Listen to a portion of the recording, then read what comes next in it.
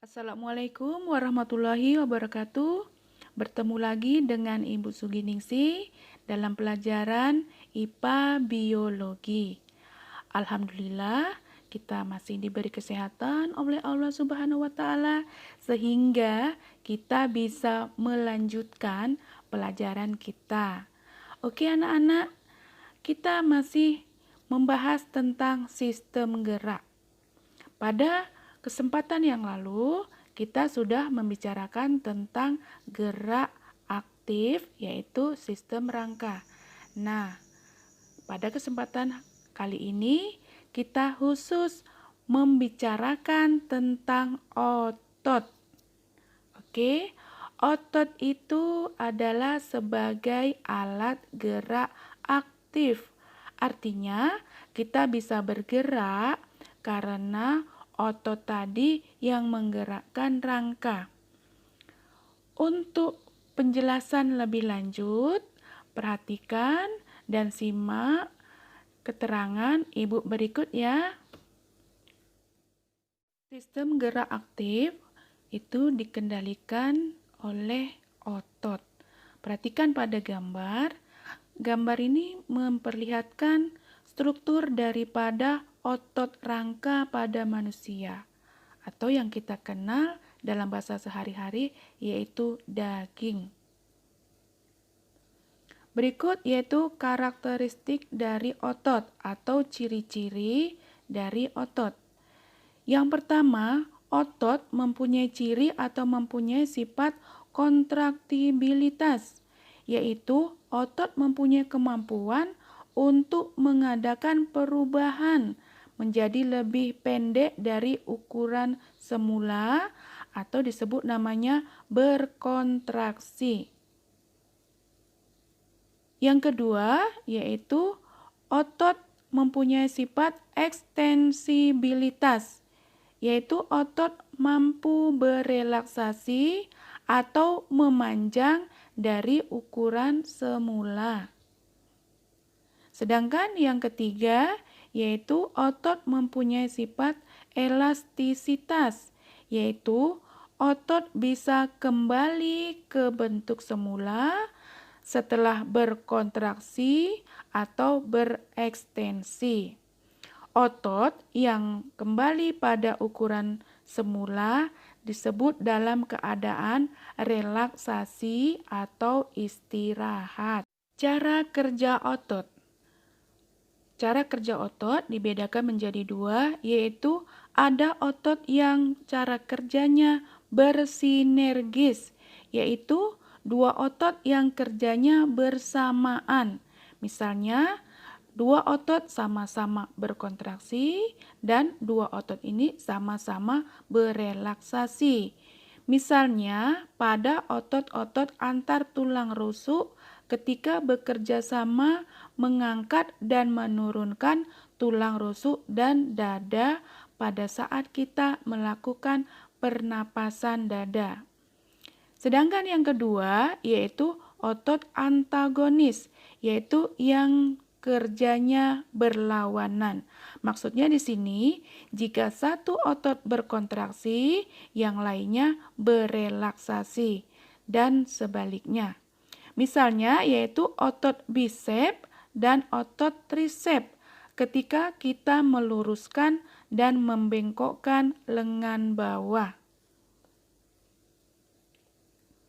Kemudian, berdasarkan arah gerak otot, dibedakan menjadi arah gerak yang berlawanan, yaitu disebut namanya antagonis.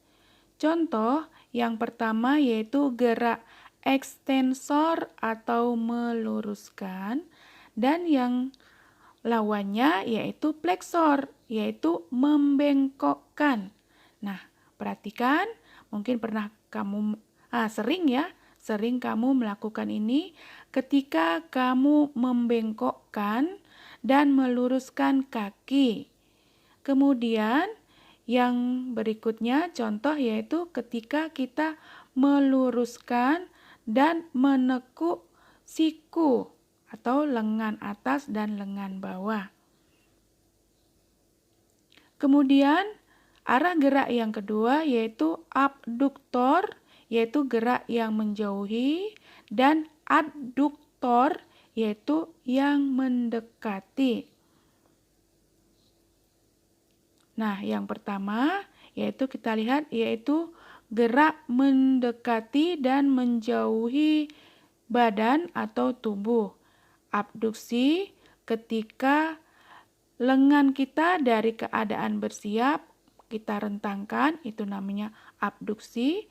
Sedangkan adduksi ketika lengan kita yang terentang kita kembalikan kepada posisi bersiap. Contoh yang lain yaitu misalnya pada jari-jari tangan kita. Waktu kita merenggangkan jari-jari tangan kita itu namanya abduksi. Dan waktu kita merapatkan itu namanya adduksi. Yang ketiga yaitu gerak depresor menurunkan dan lawannya yaitu elevator atau mengangkat. Nah, perhatikan misalnya waktu kita mengangkat bahu itu namanya gerak elevator. Sementara waktu kita menurunkan bahu itu namanya gerak depresor. Contoh yang lain yaitu waktu kita menengadah itu namanya gerak elevator dan waktu kita menundukkan kepala itu namanya gerak depresor. Sedangkan yang keempat yaitu supinasi, gerak menengadah, lawannya pronasi, gerak menelungkup pada telapak tangan. Nah, perhatikan waktu tangan kita menelungkup itu namanya pronasi dan waktu menengadah namanya supinasi. Oke, anak-anak, kita lanjutkan. Jenis-jenis otot. Nah, perhatikan pada gambar berikut, yaitu ada otot lurik. Otot lurik terdiri dari sel-sel otot lurik yang memang dia kelihatan berlurik-lurik. Kemudian, otot jantung terdiri dari sel-sel otot jantung yang hanya terdapat pada jantung. Mirip dia dengan otot lurik, tetapi dia mempunyai percabangan. Sedangkan yang ketiga yaitu otot polos, yaitu bentuknya meruncing dengan inti di tengah. Nah, ini lebih spesifiknya otot polos yaitu bentuknya seperti gelendong, artinya ujungnya meruncing sedangkan bagian tengahnya menggelembung. Kemudian hanya mempunyai satu inti sel di tengah.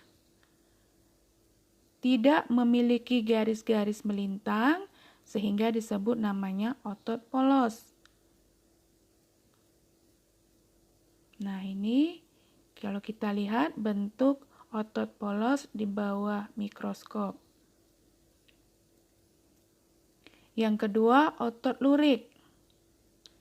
Ciri-ciri dari otot lurik yaitu bentuknya silindris, memanjang, kemudian ada garis-garis yang terdiri dari bagian gelap dan terang, intinya banyak, kemudian terdapat pada otot paha, otot betis, otot dada, dan otot rangka. Nah, ini gambar daripada otot lurik. Kalau kita perhatikan di bawah mikroskop ada bagian yang bergaris-garis atau berlurik. Yang ketiga, otot jantung. Ciri-cirinya yaitu hanya terdapat pada organ jantung.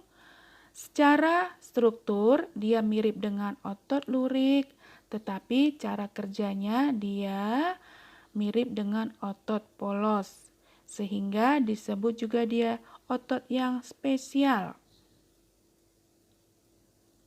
ini adalah gambar daripada otot jantung yang hanya terdapat pada organ jantung. Kita lanjutkan, yaitu kelainan-kelainan atau penyakit pada tulang. Antara lain yang pertama yaitu kifosis.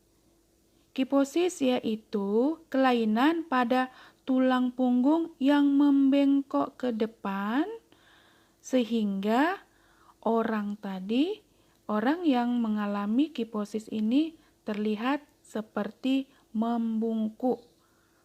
Dia kelihatannya bungkuk karena tulangnya bengkok ke depan.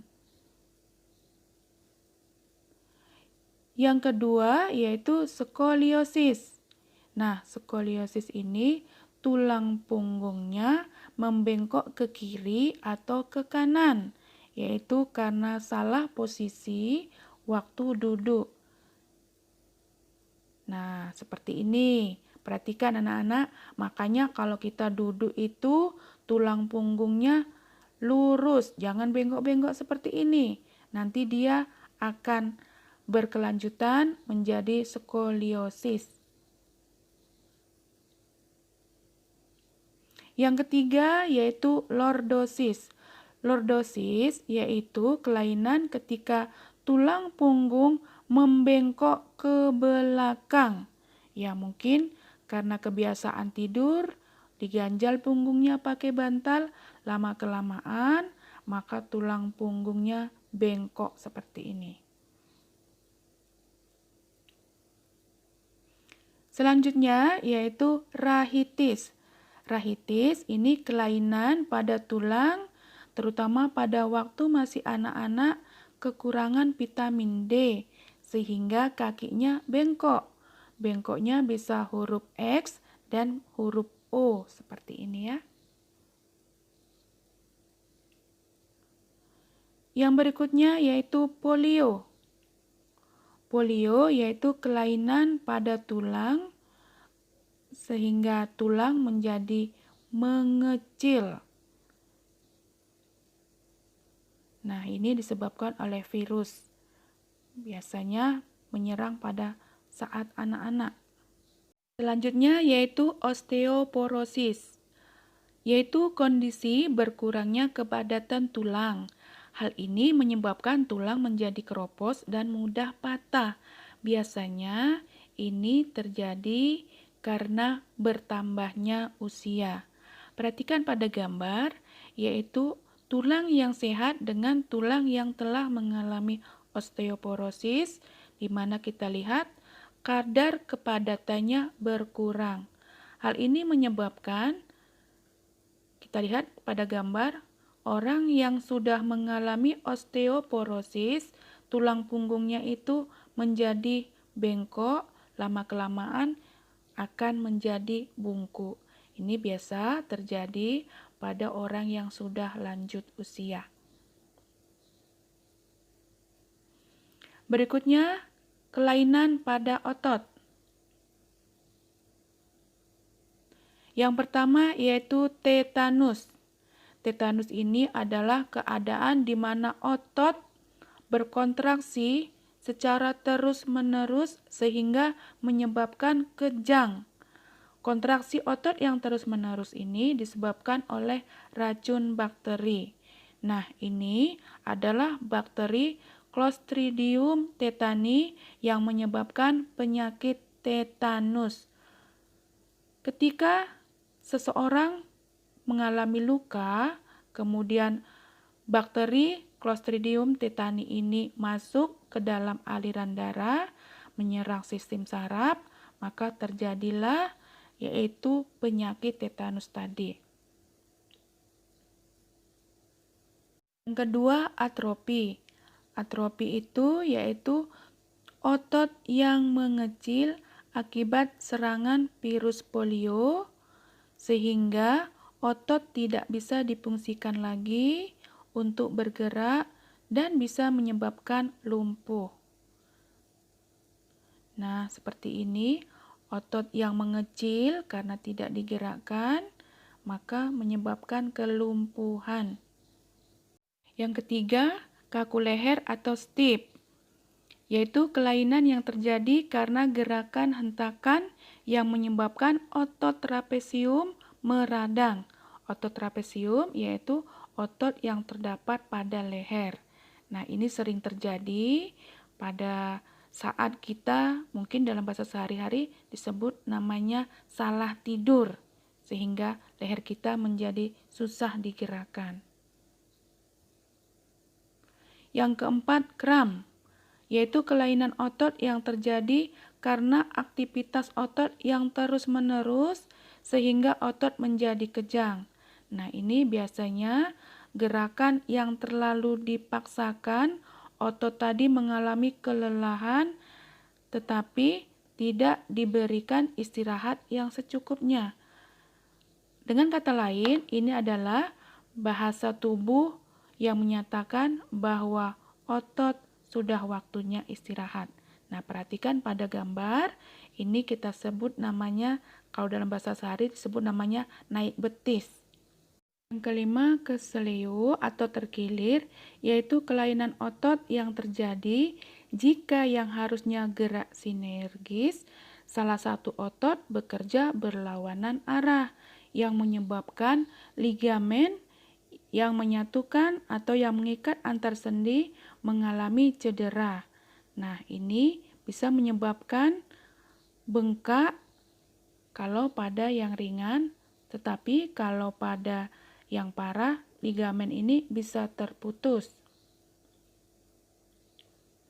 Oke anak-anak, sampai di sini alhamdulillah selesai pelajaran kita tentang sistem gerak. Assalamualaikum warahmatullahi wabarakatuh.